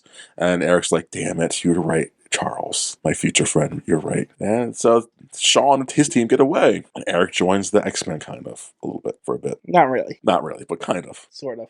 He helps form the X-Men. And so the nameless CIA guy takes the guys to the CIA base, and he's like, "Hey guys, this is where we're going to hunker down at, and I'm going to let you meet some people. Here's Hank McCoy. He's human. He's not blue yet. That's later in the movie, guys. He's a very smart dude." And Charles, he outs Hank as a mutant because everyone doesn't know that yet. Charles reads people's minds because he's an asshole. And I would hate Charles, honestly, thinking about it. Because he's always in your mind. Like, man, I get why people hate mutants now. Like, this movie really showed me, like, yeah, I understand. I get it. So we get X-Men. You do realize that's like saying, hey, yeah, I get why the KKK is doing their thing. No. Totally different thing. I get it's the allegory that they went after. But that's the allegory. That really is. Because at that point, you're saying the people who the KKK marginalize and hate are actually superhuman and, like clearly at least better than the other people they don't hate. I mean, if you want to sit here for another 3 hours. So we see Hank, and we see the X-Jet pre-plans, and it's just Hank's showing them across his facility. And then we cut over to Shaw. Shaw's son reveals. Okay, so as they're beating each other, we cut up to Shaw, and Shaw reveals he's got a helmet gifted by the Russians, and it's the Magneto's helmet, so it blocks off energy waves or mutant telepathic waves and shit like that. And after that, we get back to Hank. He's bonding with Mystique, and they're talking about being freaks and shit like that, and hiding the bodies and, not being normal. They almost kiss for some reason, because why not? And then Eric walks in and is like, "Hey, you should look natural and be proud of yourself, Mystique." It's not what he says, but okay. What does he say in the scene? I know he walks in and says something. So they're on their little date because Beast wants Mystique's blood. Yeah, he's trying to make a cure. Yeah, he's trying to make a cure for their disfigurements. But was that the scene? Okay. He wants her blood because he thinks her genes, her blood, will be able to cure the disfigurements without affecting their abilities. Why her blood? Because of her ability to shape change. Okay. Because she can change her appearance, so therefore he figures if he can isolate the thing that does that, he can change the shapes of his feet and, her skin to permanently stay still. That makes sense. And she's like, "Okay, take my blood." And she goes in for a kiss. That's when Magneto comes in and says, "In my opinion, I wouldn't change a thing about either you're perfect the way you guys are." Okay, that's why he says that. Okay. Yeah. So after he says that, Eric goes and tries to leave because, like, I don't want to be here. You guys are not my bag. And Charles comes out like, "Hey, Eric, you know you want to stay. I know you better than you do. You might be better with a team because Shaw has a team, and numbers are better than being singular. Because not wrong. No, he's not wrong at all." And then the next day, he did just get his ass kicked by them. Hell yeah! And Charles like, "I can help you train because I am the main guy here. So I am main character." And so the next day we see Cerebro. It actually looks like Epcot Center from Disney. It does. It looks like a giant golf ball. It's like, okay, that's something, I guess. And Eric wants to find people without CIA interference. Well, yeah, so the CIA guy that they're working for is like, "Yeah, I built Cerebro, and we can find mutants and bring them in." And then Magneto comes in and says, "Yeah, me and Charles are going to go do it without the CIA." And then Charles is like, and then the CIA guy is like, no, this is my thing. And then Charles like, I agree with Magneto, and you can't have this thing work without me, so you're gonna do as I say. Yeah, I think that's fair because you know how CIA is, and I get Eric has Well, his Jewish that's shit his thing. Everything he does is based on, you know, I don't trust these people because they don't do well with diversity. Yeah, and he's not wrong. Eric's not wrong, guys. And So so it's like he's like, I don't trust any of these fuckers. So it's like they're gonna screw everything over. We're gonna go get these mutants, and we're gonna make mutants the number one thing here. it's funny because at the end of it, he's like, they've proved his point. Like, yeah, guys are attacking us now. Like, you see, people suck. Like, yeah, Eric, you know what? I back what you're saying. So we see Charles activate Cerebro. He's looking at people, and we see a little montage of him picking up people. We see him pick up Zoe Kravitz, and she is Angel. She has a butterfly wings, so she can fly. She's more of a newer character, so like within the early 2000s, she was created, and there's not much on her, so I don't know why they put her in here. Because Zoe Kravitz in the strip club. That's why. And she can turn to like she's such a new character. She's good and then bad, and no one could feel like, oh, they made her bad. And it's just an odd choice. They could have picked any mutant. There's 1,000 of them. They could have picked Jean Grey, and I guess any. No, they didn't want those connections. Although there is a connection that's weird. Let's get the Summers one. Yeah. Yeah. And then we get, after her, we get Darwin. He's the guy who adapts to anything. And then we get Scott Summers' brother, Alex Summers, right? Yeah, Havoc. Havoc. So it's weird. He's his older brother in this, but in the comics, he's his younger brother. Because weird continuity stuff. Because they wanted a Summers in here, but this takes place in the 60s before Scott. Why not just have his uncle or someone else? Any other Summers? I know, it's just weird. Yeah. It's just a weird choice. I guess, I don't know. It's like, that's what I mean. They make weird choices. Like, they choose weird people to put in here. And that's why you have to say, like, these are, like, not the best movies, like, comic book-wise, because there's just, like, we want the thing to be X-Men, but we're trying to make it into our own thing, and so we're like, I don't know. And it's also, they throw in, like, a bunch of cameos and fan service that just doesn't work. Exactly. Like, hey, remember the first ones we did? Yeah. So it's like here's this character. Okay, I didn't read that particular issue of X-Men. I have no idea who that character is. Yeah. You know? This is weird, but whatever. Then we see Banshee do some animal abuse to poor Fish because he's trying to hit up a girl. And we see Logan. And try to get Logan. He says, go f*** yourselves. And he's like, and they just leave him. And it's like, oh, that was easier than haha moment, I guess. And that's the team people they got. So, as that's going on, Shaw is informed by Emma Frost that, hey, the mutant I couldn't hear before, Charles, he's getting stronger. I can hear him more now. And he's recruiting. So Frost is sent to Russia while Shaw and his guys will go handle something. Now, we cut to the kids are bonding at the CIA place and they're showing off their powers. This is very, like, 80s comedy moment, like a Bruckheimer movie or something. Them, showing off the powers and bonding and this shit. Powers, yeah. And then even to the point where they're, like, all sticking their head out the window at one point. Yeah, yeah. Back in. It's very silly and stupid. But, you got to show off what they can do. And them... and their chemistry, I guess. But they came off as, like, children. Yes. I mean, I guess they're supposed to be children, right? They're supposed to be teenagers? That's what I don't understand. Kids. I always thought that from the way Mystique and Xavier looked and the way they grew up, I always thought they were the same age. Yeah. So, I don't know. It feels like these are the teenagers, and Magneto and Xavier are the grown-ups, which is kind of how it plays out in it. But it's weird because there are... on the team, and they're supposed to be, like, X-Men First Class is supposed to be them, or at least Xavier, training the new team and, having them do the stuff while he's, like, support. Yeah. But he's, like, doing all the work. I don't know. It's just weird. No, actually, I agree with everything you're saying. It just feels, it doesn't match. It does not match. The CIA wants to bring the mutants to Moscow for some reason, but they don't. Because they think Shaw's going to be there. Yeah, but I know someone doesn't want to bring them, but they are, like, so Charles and Magneto are against bringing the kids because they're not ready? No, they are for them. No. Who's for against it? The CIA doesn't want them to come because they're out of control. Xavier says they're ready. Magneto says there's not. Okay. And that's when you see them walk. That's when we see Magneto and Charles then go walk to see the kids and see them just testing the powers out on each other and just having a fun party. Then it's just, there's pretty much, it's been a like a college wild after party, Yeah, essentially. exactly. Okay, so that happens, and they're like, "You guys can't come. You stay here while we sneak to Russia." And they're like, "Oh," Mystique's like, "But That come was on."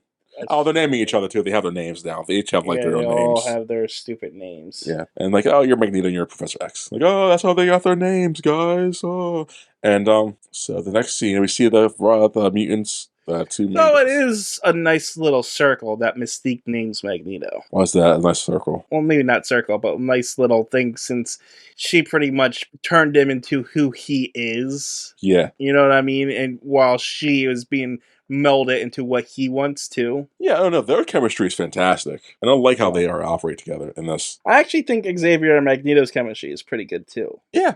I think most of the chemistry is in this. I just felt like she was written badly as a character, but she still performed it well, and the chemistry was still there. That's all. So they sneak in. So Charles and Magneto and MM go to Russia. Moira McTaggart. Moira, what you doing back there? Yes, that's just so offensive. And they sneak into Russia, and they're sneaking to Russia to get after Shaw. And so they get to the place where Shaw should meet up with the main guy, I guess Putin Senior, or the guy is supposed to be. I guess he's a general or something. I don't know because they don't really show the leaders. They don't show. Kennedy and whoever like the hot that Oh top guys God, are. what was his name? I can't even remember. Khrushchev. Khrushchev, thank you. Yes, Khrushchev. Thank you. Was For- Russian. Yes. I think it was Khrushchev. Right? I believe so. I'm gonna pretty go sure you're right. We're gonna go with yes. Who was the head of Russia during Khrushchev. yeah, Nikita. Nikita Khrushchev. Yes, that's the guy. So, so they're there to intercept Shaw. They see Frost go in, and Charles listen, and it's like, oh, she says Shaw's not going to be here. He can't make it. He's got other plans. And they're like, oh, we got to abort, guys, because we're not here for Shaw. Magneto's like, that, we're getting that bitch. So he starts running in after her. And Charles like, I can't let him go by himself. He's my boyfriend. He's my friend. He goes running after Charles. And so Charles goes in, he intercepts, they both intercept Shaw, not Shaw, what's her name? Frost, and Emma they interrogate her. Frost. What's up? I was telling you who her name was. Her Okay. name was Emma Frost. Thank you. So it's bad cop, good cop. Frost or Magneto's like, I'm gonna break your neck, lady. I don't care how much diamond you are. I'm stronger than you. And she turns back to human form, and now Magneto, or not Magneto, Charles can get into her mind. And it's like they can talk, and she's like, okay, Shaw is here. What are you talking about? Oh, she reveals the plans, I guess, of what Shaw wants, right? Well, Magneto crushes her diamond forms, so Yeah. so it shows that she won't use it anymore, and so Xavier can go into her head. But what's does she reveal? Does she reveal in her head? She Shaw's reveals plan? that he's trying to cause World War III so that all the normal people will have nuclear war and the mutants will rise.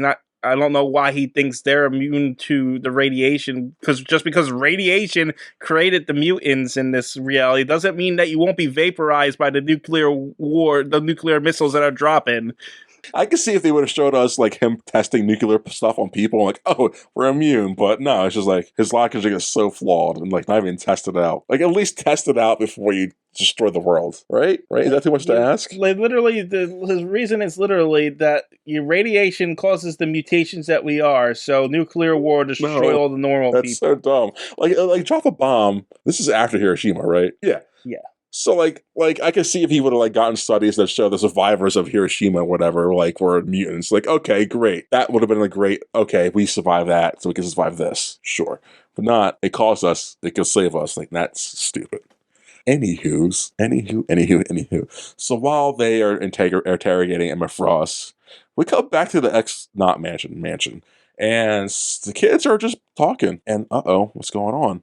They're not at the X Mansion. They're at the CIA headquarters still. I said that. We're back at the not X mansion. Yeah, but it's not the X Mansion when they're at the X Mansion later too. That's the X Mansion, right? It's not technically the X Mansion at that point. But it's going to be the X mansion. Like that's. But it's not at that point, so it's the not X Mansion. So at the not X mansion. The kids are talking, powwowing. We think we see the seeds of doubt in Zoe Kravitz's characters, like, oh, because the CIA people are being assholes to these kids. Because why wouldn't it be? I guess. And because mutants. Because it's every mutant story ever told. It gets old, doesn't it? It gets old so quickly. It's like, huh.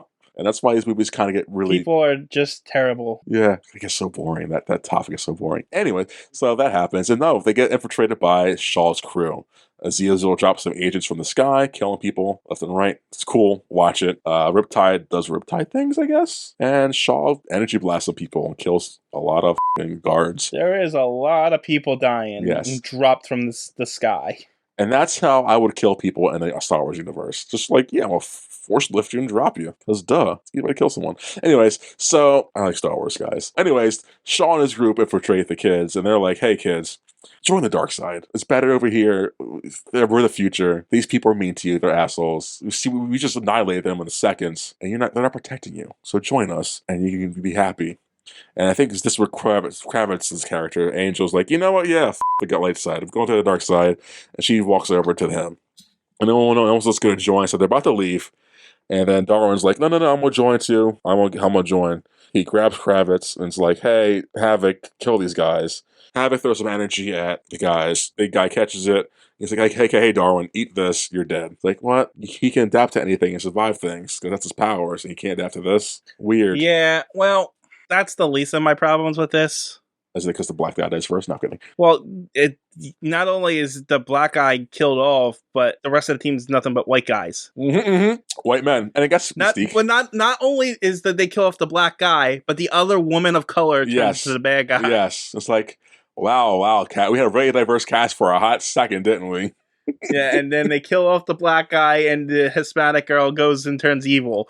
Like, it's like, Jesus. I mean, I know it's the 60s, but come on. Yeah, like, again, the one character who can literally adapt to anything. I guess his Eternal stuff can't adapt to anything, but like, I don't know.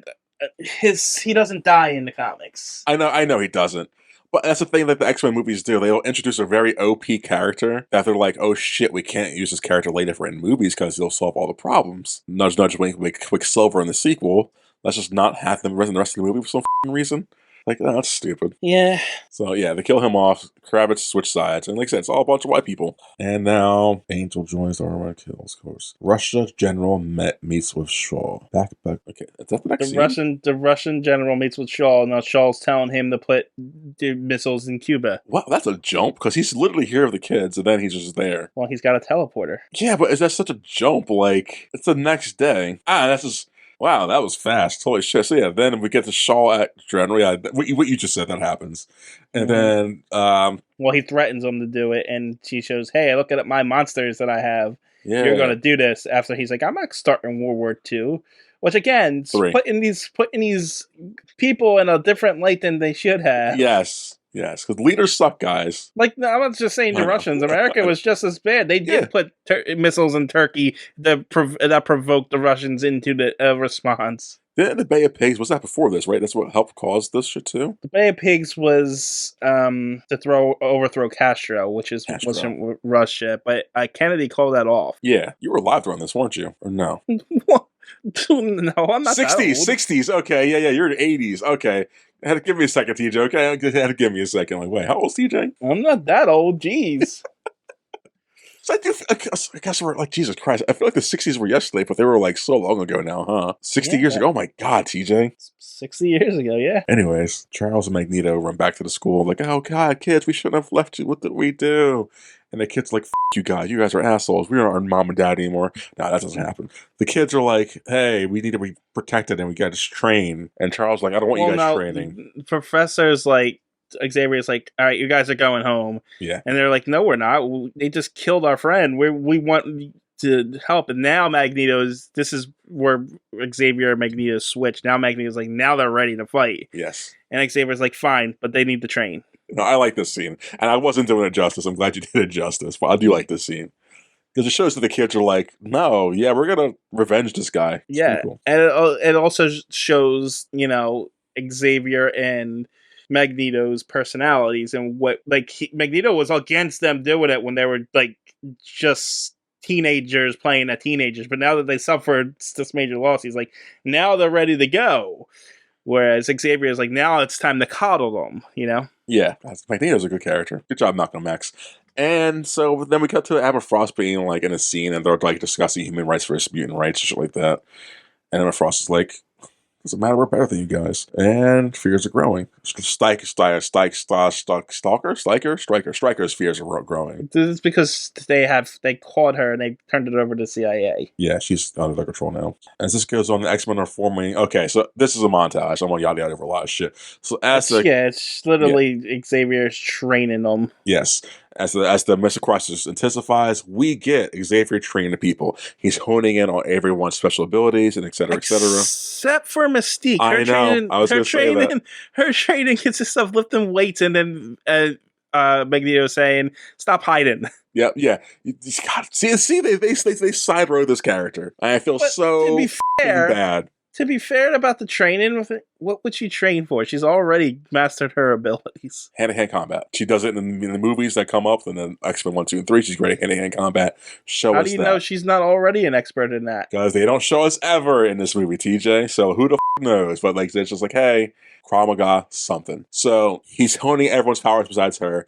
They're making them all special super suits. Hank makes a serum. He tries it himself. Oh no, Jekyll and Hyde doesn't go right, because duh. Then after the montage is over, they're ready to go out because... did you mention Magneto coming into his powers? He gets stronger. What was special about his powers, his sequence? Well, he can't lift anything. Like, he couldn't lift the submarine earlier. And so Xavier's like, your power is not just focused on rage, it's between rage and serenity. And then he goes into his mind, shows him his good moment, which I guess is his mom standing in front of candles. I don't know what that scene was. But, maybe it's Hanukkah now that I'm looking at it, because I'm exactly on that scene right now. Because there was 8 candles. Yeah. Maybe it was a Hanukkah moment. I don't know. He is Jewish. So anyway, he finds how to control his power, and he can turn that giant satellite now, which will allow him to use his powers later to lift the submarine. Okay, we'll go into everyone's powers then. Magneto's stronger. Banshee can fly. Mystique. Banshee can fly. He can hover. He can use his Banshee powers. He's flying. He flies later in the movie. They gave him a wingsuit. Yeah. And say, scream real loud, and that's how he flies. Yeah. So he's like gliding, flying. That's not flying. To steal a line from Toy Story, that's falling with style. That's exactly what that is. Havoc can energize. He gets concentrated his energy now, and I think that's Hank. He's faster, stronger. He can separate his mind and body, I guess, wherever they focus with him. But yeah, they told him to take off his shoes. Yeah, it's like, there you go. That's what we got for you.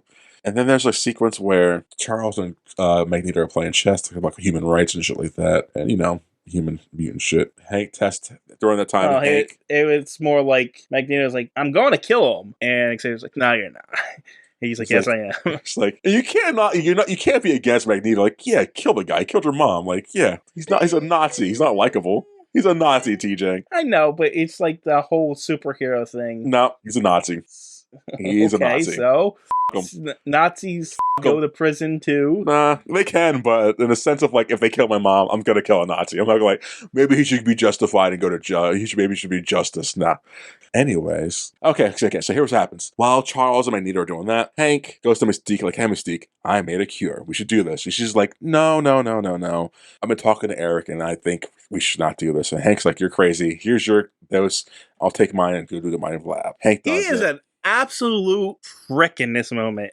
How? Beast. She's like, I don't think we should do this because, we should just be proud of who we are. And then Beast is like, no, we're ugly. My feet's ugly.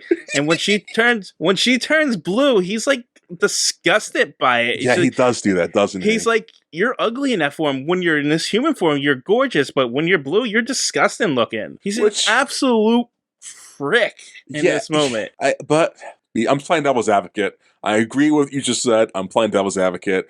Boo-hoo, you got ugly feet. She's blue. Sympathize with her for a second, Beast.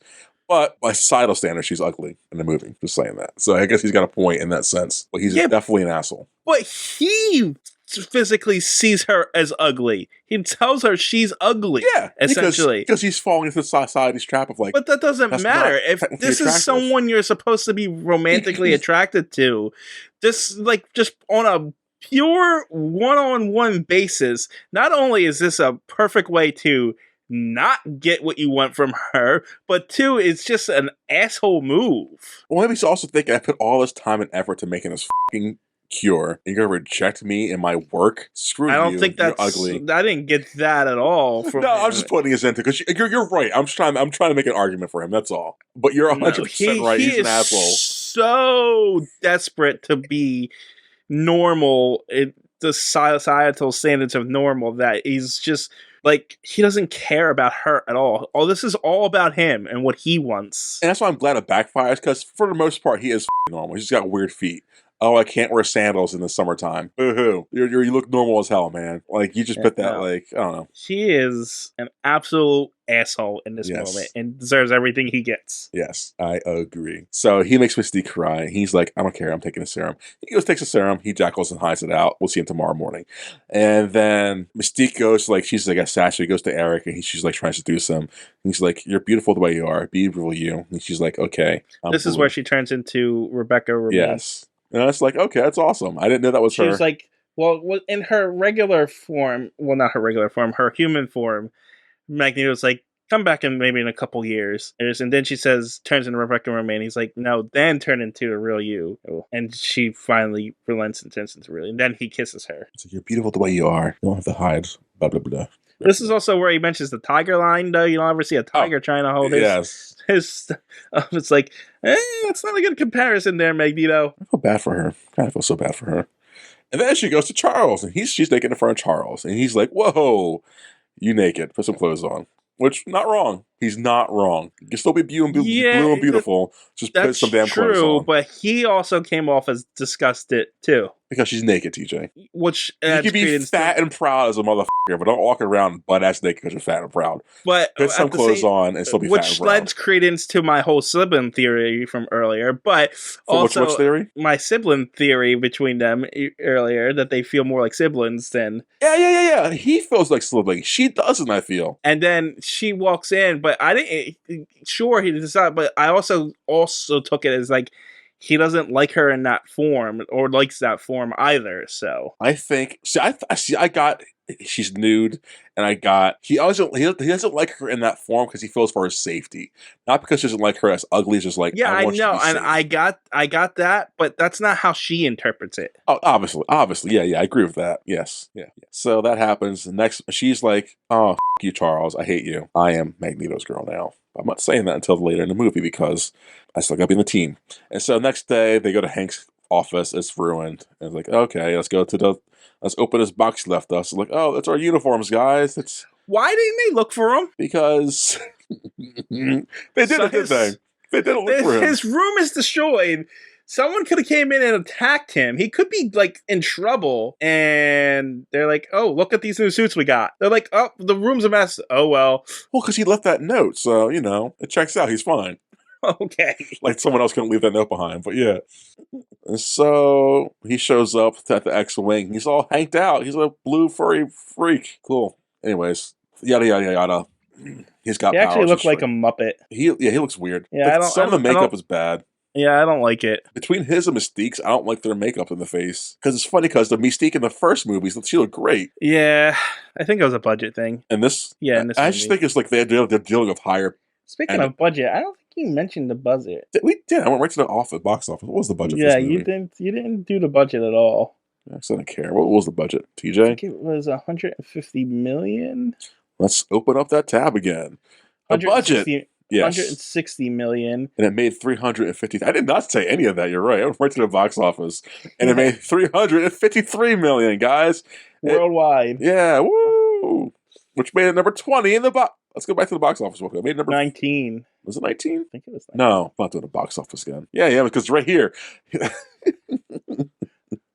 Reviews all over the place. It placed it at... It was 19. Wow, it was low. I mean, we just did it like an hour ago. Jeez, that's really... I forgot all the other shit that came out that year. Wow. I mean, more than... No. Wait, did it double its box office? It's not doubled. It's like... It's a double, like 1.5, I guess? No. No, 160 and 116 is 32. Yeah, it doubled. It's more than doubled its box office. That's good. It made its money back and did some more things. God, Cowboys and Aliens came out that year. Zookeeper. Hey, the Muppets came out that year too, TJ. Place 45. You do know we're 2 hours into this review, right? Oh, yeah, we are. Happy Feet 2, Final Destination 2, 5. Midnight in Paris. We already did the box office. I know, but we Jack and Jill. Okay, anyways, so... Jesus, I'm on the wrong tab. Hold on. There we are. So now they're gonna go to Cuban Missile Crisis, and they're gonna deal with that because mutants are involved for some reason. Because Shaw's there, he's gonna amplify it, and they gotta track Shaw. That's right. Like, why are they doing this again? Shaw's the guy. And so now we're at the front lines of the Cuban Missile Crisis. The warships on America and the warships on Soviet Russia are like facing each other. And oh no, what's gonna happen? Yada over this dumb shit. Hold on. X-Men join to try to stop the fight. Shaw's trying to amplify it because that's what Shaw's doing. But they can't find Shaw as they're flying over the X-Men and some of the CIA people because he's in a submarine under the water. And so they use Banshee to help use sonar to catch him and all that shit. And all that's going on somehow. Shaw plans. And Shaw goes into his little hiding spot in the submarine and amplify his powers, become like a kind of like a nuclear power weapon himself. Nuclear bomb. Yeah, he's got that So power. I guess he's gonna blow himself up. Yeah, it made no sense, right? Like, is he gonna kill himself for this? I don't know. Would he survive it? Or would he just release the energy? And like, if he did that, like, would his people be cool with that? I mean, I guess they think they're gonna be fine, I guess. It makes no sense, right? I don't know. This whole plan's stupid. Or would he become like super weak and fragile, like somehow like No, it's dumb. I think you just release the energy and it'd be the equivalent of a nuclear bomb. Yeah, but that would have to make him super frail, right? He Why? can't be just awesome all the time. Why would it? That's energy. It's literally energy. And once that energy escapes him, it would have to make him... just like it's the theory of all kinetic energy powers. Like, the more you take damage you take, it just absorbs it and pushes it back. That's why it's flawed, right? That's why it can't exist. The scientific, that makes no sense, because once the energy is used and put through a force or something, it just weakens and slows down, right? It's like not what it used to be. I mean, it's science, right? Energy interacts with something, and now is less of the energy that was formerly before was acting with that thing. Well, energy never dissipates. Its energy's eternal. So yeah, but like the thing, what do they call the machines that can make energy forever? They can't exist because it's impossible for once the energy does a loop around something, it's going to slowly lose the thing before it just stops moving because it's dispersing into whatever else it's dispersing into. A perpetual motion machine, I think they're called. So like him giving out energy like in that quantity, like of a nuclear weapon, I think scientifically makes no sense if he can't. It makes sense if he like loses a lot of energy. Like I can see him like regaining it back by sucking, like being like an energy vampire or something. But he just can't, like... The thing is, he's going to be expelled the energy he's taken in, and not the energy that he already has. He's just going to expel the where's taking reserves. Energy in that? He's taking it out of the nuclear reactor from the sub. Oh, okay. That's right. Okay. That makes sense. Okay. I thought he was... I thought he was just gyrating really fast, or like, how's he doing this? Okay, now that I see the scenes together in my mind again, that makes sense. I was like, what are you talking about? Because I was like, this makes no sense. Okay, thank you, TJ. Thank you. I was a little lost what you're rambling there, but okay. My bad. Marcus, cut that out. Shaw's smart in this movie, guys. I'm dumb.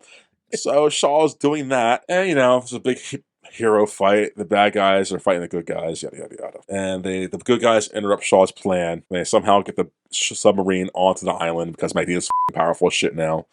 Because they send, what's his name, Banshee into the water as sonar. Yeah, I said that earlier. And so they know where it is, so Magneto uses his powers to raise it up, because now he can do that, because he found that inner peace. Yeah, that inner peace, sure. That spot in between rage and serenity. Be a true Grey Jedi. And, so when the submarines... Magneto's not... is more... he's Vader in this. He's Vader at first, and like he's Vader for most of the movie, and then he's like good Vader at the end of Vader's life. Or it's like Vader in reverse. No. It's like Vader in reverse. He's kind of... Vader than the Anakin. No, I don't know, because Anakin was always under the sway of the Emperor, whereas Magneto was never really under the sway of him. Because he always believed what Shaw says. Shaw's the Emperor in this for sure. He's trying to play both sides of the war. Yeah, I don't know. I think Magneto is more of a Han Solo character than he is Han Solo? Yeah. How? He's more of a roguish kind of guy where he's out to do things his way, and, he's reluctantly helping the good guys, Yeah, but he doesn't have the character arc as Han. Like, Han Solo eventually enjoys doing the thing. Yeah, but he's got the opposite effect. He turns to evil, but the difference is he was always on that road, whereas Vader was turned. Magneto's opinions never changed throughout this entire movie. I mean, maybe as a kid it was different. But we weren't shown that. We're shown his opinions as an adult. Yeah. True. So as an adult, he's always from right the beginning. I'm going to kill Shaw, and mutants are better than humans. So he doesn't have a character That arc, does he? It's like, so it really is him really accepting who he is at the end of this, which is why Accepting what? What's he accepting about himself? well, that he's not a hero, that he's not what Xavier wants him to be. But You he always know? known about himself. Like you say, he always known about himself. Yeah, I know, but he's been tempted over by Xavier to be a hero, and Has he though? well, yeah, because he didn't kill Emma Frost when he had the chance. Xavier talked him out of doing it. I think the only reason he kill Emma Frost because she knew where Shaw was, right? But he kept tightening it and tightening that thing, and he was going to do it, and he probably would have killed her if Xavier wasn't telling him not to. True, because he did kill the people at the beginning about them relaying information about Shaw. Yeah. But I guess he realized. But I don't think it was temptation to the good side. I think it's just like, I'm not going to kill you because I do need information where Shaw's at. So I think it was more logical than like, I want to be good. Yeah, but he also joined the team when he didn't have to. He also helped these kids train. You know what I mean? But I also think it was like logic stuff too. Like, because again, Xavier's laying down good points. Like, hey, numbers, exactly, strength.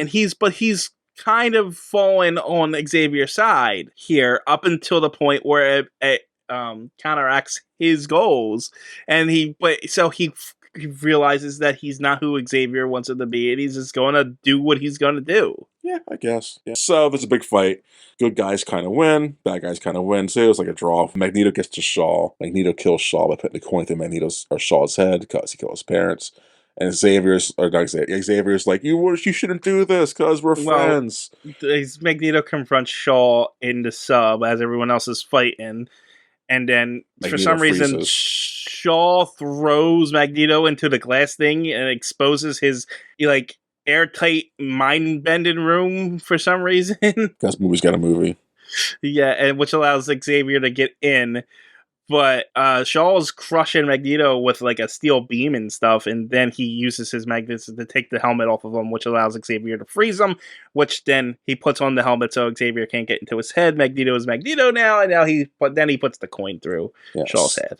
Shaw's dead. Now Magneto goes to the beach. They all meet at the beach, and Magneto monologues, hey guys, I just killed Shaw. After displaying the corpse of Shaw to everybody. And a Christ-like thing. Like, hey, I'm the new king shit. Also, the Americans and Russians are turning missiles on us because they're afraid of us. Right, Charles? You can feel it too. Charles is like, yeah, you're right. They're not that good right now, but they're still good people. Magneto's like, we're going to kill these bitches. So the people send missiles to the beach. Magneto stops them, sends them back, but Charles is like, no, I'm going to tackle you.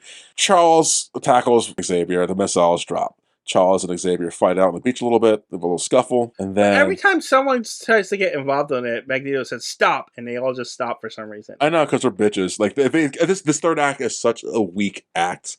Like no one does anything besides the main characters because the things have to happen, and it's like that's just like we spent all this time with these characters. Yeah, and Mystique's not even involved in the fight. She's just told to guard the entrance. Yeah, it's like, god damn it, everyone's sidelined. And all she does is turn into Shaw to distract one of the bad guys. I hate this third act so much. And then for some reason Magneto is doing something and Charles runs after him. Now they're talking. Why is the lady shooting guns at Magneto? Magneto's about to drop all those missiles back on the both fleets, which will cause World War III. Let it happen, right? So yeah, Magneto's gonna do that. So she's shooting him to try to stop him, like Xavier is trying to do. Yeah, and then he deflects a bullet into Xavier's back by accident, which paralyzes Xavier, because that's how he gets paralyzed, which is very lame. Well, in the comics, he gets paralyzed by getting a giant rock dropped on him. So. I'd rather have that. This is like feels like, oh, it has to happen, so it happens. I was like, this is why I was saying earlier. Like, I wish this stuff would happen over 2 movies, because just the third act kind of rushes this stuff that happens for these characters to happen. It's like I didn't mind the paralyzing thing, honestly. I hated it. They were trying to stop Magneto, and she was trying to stop Magneto from dropping literal missiles on a bunch of innocent people. I know. Who were taking orders, and I get both sides, but still.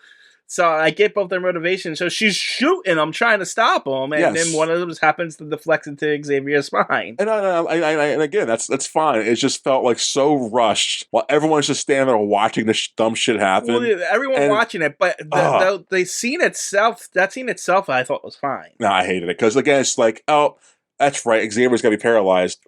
That's what did it, right? It felt like the dumb bullet that made fucking Logan forget things. Like, oh, it has to happen. Bullet to the brain, bullet to the spine. Yeah, but like, that of was course. contrived, where this one didn't feel contrived. It felt contrived because if he didn't have to be paralyzed in the storyline, this wouldn't have happened. It's like, this is stupid. But it's very possible that could have happened too, though. If you're shooting someone who can't be shot and bullets are deflected, of course a bullet can deflect into him. Why didn't want that? Why did he deflect one of those bullets to the people sitting right next to him? He didn't do it on purpose. That's what I'm saying. But like, it could have happened. Like, he could have accidentally killed Mystique or something like that. It's like, just because Charles has to be. Why did we had this argument before? We've had this argument. Oh, I know. We had this argument with the aliens movies. I know. Because the characters have to die. Because it's just bad writing. That's why I hate prequels, TJ. Because this has to happen. Let's do it in such a manner that's like so stupid. But like, it's it's believable for sure, but it's like, oh, of course they have to paralyze Charles. That's right, he's paralyzed in the movies. But but even if this had nothing to do with X-Men, the scene would have been fine. If this had nothing to do with anything, you knew nothing about these characters, and that same scene happened, you would be like, oh, okay. Yes. Exactly. Yes, but no. Like, I guess, no. Yes, I guess, but no. That scene by itself, everyone else standing around and watching it's stupid. I agree with you. I agree with you there. But the actual shooting scene and with the powers involved in it makes sense. Yes, the motivation it makes sense, but it's bad. Why is it bad? Because it has to happen. That's my argument. Like, it does make sense. But like I said, it only has to happen because if it's Professor Xavier. Yeah. But if you take out the fact that it's Professor Xavier and if you just analyze it based on how the things and motivations worked up to this point, it had nothing to do with X-Men. It was two completely different characters you did not know. You would not be saying this. I think I would. I would honestly. Because now what you're doing this to a character because you have to, like, you're doing it to a character because why? Like, what's that adding to the story? Like, what's that adding to the story? And that's what they'll be following up on. That's the next story arc. I know, but like, what's that adding? Like, why is that the cliffhanger story arc? Like, oh, he's paralyzed. How is he? Like, this is like, it's dumb. They should have had him paralyzed at the beginning of the movie. At this point, it's just pointless. Do you not know how stories works? You know, someone hacked. I know, TJ. I know. Trust me. I know, but it's so. It's just delivered in such a bad rush. It was rushed. It's rushed. And I agree with you. The end of it is rushed, but the scene within it in itself is fine. No. The way it happened is fine. Of the rushness. Like how Magneto gets the helmet. It's like, okay, that kind of makes sense, but like that's again, that's stupid. There was no reason for that helmet to exist in here. Exactly. That's why I like these prequel movies. But that's a thing specific to the X-Men. That helmet wouldn't be involved. Same thing with Charles getting paralyzed. He's paralyzed. My point is, if you took the X-Men out of this, that helmet would not be in this movie. Whereas that paralyzation thing could still happen in a regular thing because it's not really iconic in the sense that people can be paralyzed by a stray bullet. Wait, take the X-Men out of it? Yeah, take the X-Men out of take the fact that these are characters you have no idea who they are. They have no affiliation to the X-Men. This is just a movie, a superhero movie that was completely original with the same characters. I would still hate it. That's fine. Why not just kill the character at that point? Like, why have to make him paralyzed? Because this character's got to continue on, and they have more stories to tell with him being paralyzed. It's terrible. It's terrible. Well, you can't have a character. I'd rather have the rock on him. I'd rather have the fucking rock on. And I'm not even being a purist. I think this is a weak way of doing it. People get shot in the spine and they get paralyzed. Or how about she's shooting the thing at him, and he's like, the missiles are coming back or something like that, and he can't deflect the missile.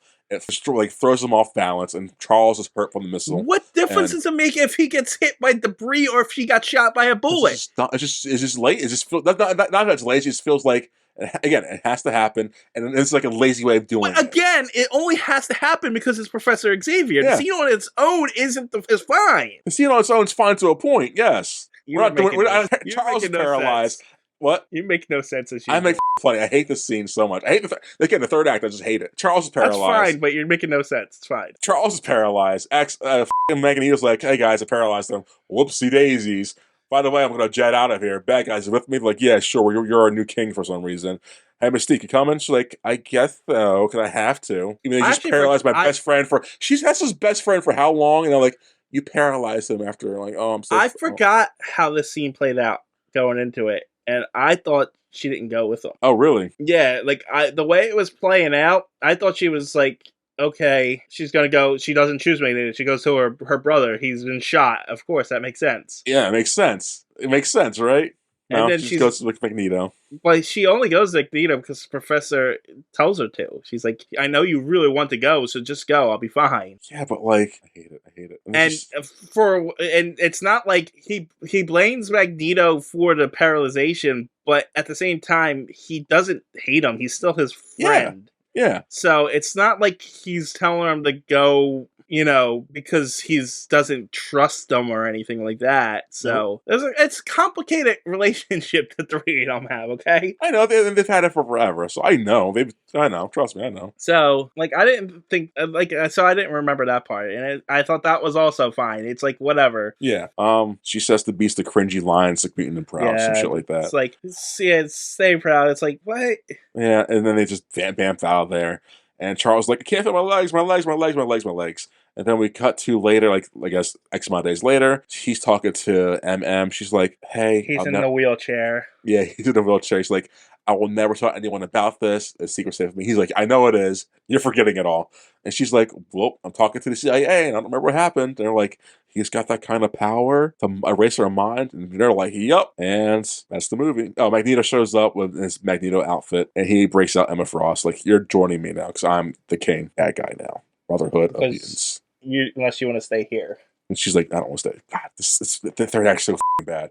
And then it's just, the movie ends. Actually, I don't think it's as bad as you're making it out to be. I think it's rushed, without a doubt, but I don't think it's bad. It's rushed. It's bad because it's rushed. It's definitely rushed, without a doubt. It's like it was like, oh crap, we're out of time. We got to finish up all these plot points. Exactly. It's like, damn it.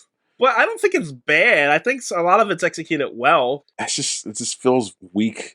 Like, the movie has such a strong beginning and middle. Like, the action stuff felt weak, and no, without a doubt, the whole fight scene felt weak. But I think the motivations and the character development and a lot of it was fine. It was literally the Game of Thrones thing.